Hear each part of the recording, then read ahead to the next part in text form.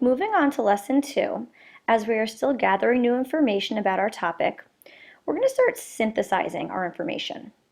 We probably have lots and lots of post-its about our topic, and now we want to start sorting our post-its. So for lesson 2, we're going to start digging deeper with sorting post-its. Another way to sort your post-its is to group them by questions and answers. And the first thing we want to do here is jot some questions down. So let's pretend I have a new topic. I'm doing the rainforest. I'm researching the rainforest.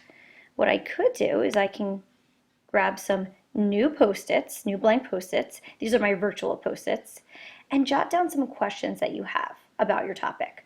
So I wrote down, what is the weather like in a rainforest? What animals live in the rainforest? And do people live in the rainforest? Now, I might already have some information about some of these topics, but not a lot.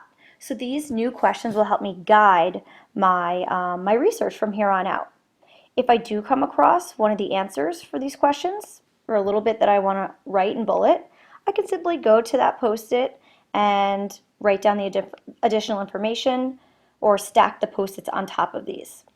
So I'm going to head back, and I'm going to go back to lesson 1 actually, and maybe I want to use one of the websites from before. It's this one, Rainforest, and see if I can find additional information to help answer one of these questions. So after I search rainforest, this site looks good, rainforest information for kids. If I click that, this will bring me, I see about the rainforest, rainforest animals, rainforest people. So I can click rainforest animals. I know that I have a lot of post-its about the animals, but not a lot about the people. So I'm going to click here. I've got a great photograph, and now I've got some additional information. So what I would like you to do is when you find that information is read through it. We're going to put it into our own words and then add it to the post-it.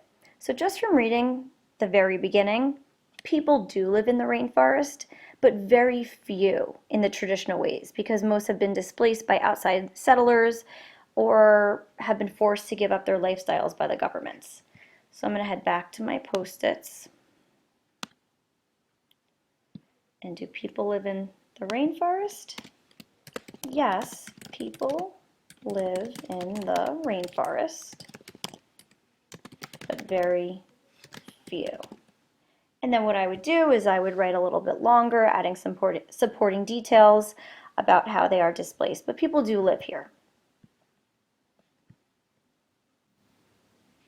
Now returning to the site,